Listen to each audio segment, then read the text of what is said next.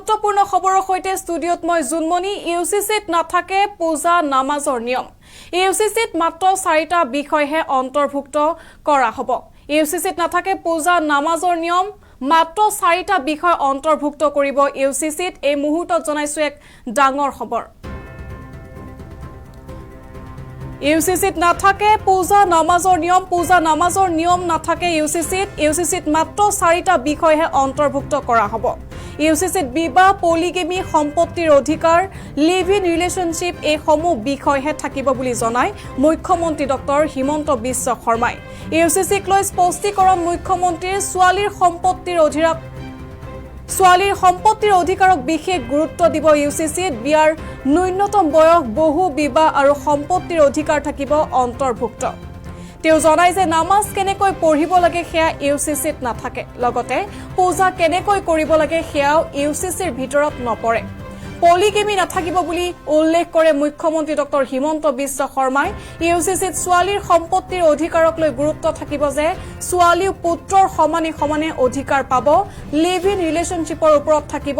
ধৰ্মীয় পৰম্পৰা কোনো ধৰণৰ হস্তক্ষেপ নকৰাকৈ আন বিষয়তে ইউচিচি আহিব বুলি জনায়।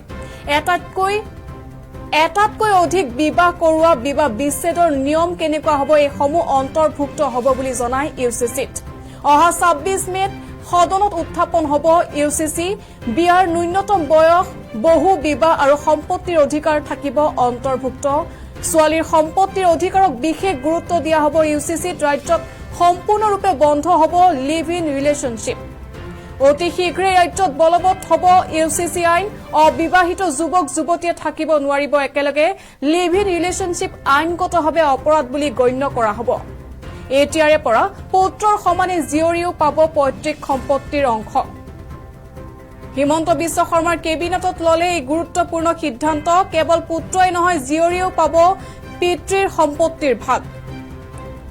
ইউচিচি কাৰ্যকৰী কৰি এই সিদ্ধান্ত হিমন্ত বিশ্ব শৰ্মাৰ। পুত্ৰৰ সমানে জীয়ৰীও পাব সমান অধিকাৰ। ইউচিচিত নাথাকে পূজা নামাজৰ নিয়ম। ইউচিচিত মাত্ৰ 4টা বিষয়হে অন্তৰ্ভুক্ত কৰা হ'ব বুলি জনায় মুখ্যমন্ত্ৰী ডক্টৰ হিমন্ত বিশ্ব শৰ্মাই। এই মুহূৰ্তত মন্তব্য আছে, মন্তব্য আগবঢ়াইছো। নামাজ কেনেকে পঢ়িব লাগে তাত কোনো চৰকাৰৰ মতামত নাই, ইউচিচিয়ে তাক ডিল নকৰে। পূজা কেনেকে কৰিব লাগে সি ইউচিচিৰ ভিতৰত নপৰে। চক্ৰম বিয়া কেনেকে পাতিব লাগে, শিখৰ বিয়া কেনেকে পাতিব লাগে এই কথাবিলাক ইউচিচিত নাহে। ইউচিচিত মাত্ৰ 4টা বিষয় আহিব। বিয়াৰ বাবে ন্যূনতম বয়স নিৰ্ধাৰণ হ'ব, পলিগেমি নাথাকিব, সম্পত্তিৰ অধিকাৰৰ ওপৰত থাকিব যে ছোৱালীয়েও সম্পূৰ্ণ অধিকাৰ পাব পাৰিব, লিভ ইন ৰিলেশ্যনশ্বিপৰ ওপৰত থাকিব। এই ধৰণে ধৰ্মীয় পৰম্পৰাক কোনো ধৰণে হস্তক্ষেপ নকৰাকৈ আন বিষয়সমূহতে ইউচিচি আহিব, যেনেকৈ এটাতকৈ অধিক বিয়া নকৰোৱা, সম্পত্তিৰ অধিকাৰ ছোৱালীলৈকে আগবঢ়োৱা, আমাৰ মেৰেজত কম্পালচৰি ৰেজিষ্ট্ৰেশ্যন প্ৰয়োজন বা বিবাহ বিচ্ছেদৰ নিয়ম কেনেকুৱা হ'ব। গতিকে ইউচিচিত এটা স্পষ্টীকৰণ হিচাপে মই আগবঢ়াইছোঁ যে জনজাতীয় লোকসকলক এই ইউচিচিৰ আওতাৰ সম্পূৰ্ণ বাহিৰত ৰখা হ'ব। নামাজ কেনেকে পঢ়িব লাগে তাত কোনো চৰকাৰৰ মতামত নাই, ইউচিচিয়ে তাক ডিল নকৰে। পূজা কেনেকে কৰিব লাগে সি ইউচিচিৰ ভিতৰত নপৰে। চক্ৰম বিয়া কেনেকে পাতিব লাগে, শিখৰ বিয়া কেনেকে পাতিব লাগে এই কথাবিলাক ইউচিচিত নাহে। ইউচিচিত মাত্ৰ 4টা বিষয় আহিব।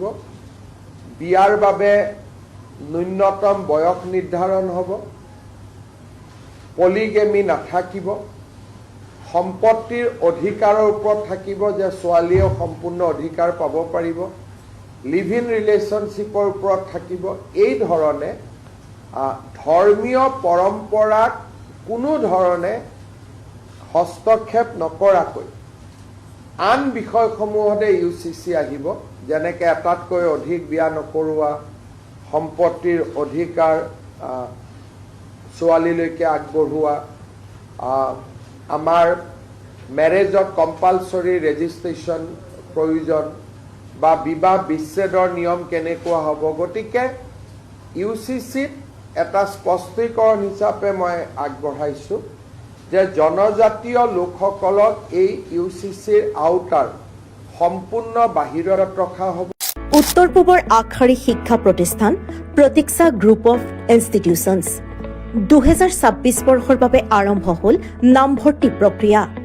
B pharm, D pharm, BSc nursing, BMRIT, BMLT, GNM, BPT পাঠ্যক্ৰমৰ বাবে মুকলি নামভৰ্তি 17 এপ্ৰিলৰ পৰা আৰম্ভ হৈছে বিনামূলীয়া CEE কোচিং। আজিয়ে যোগাযোগ কৰক এই নম্বৰত 9706321768 9181022366 আৰু 9181022377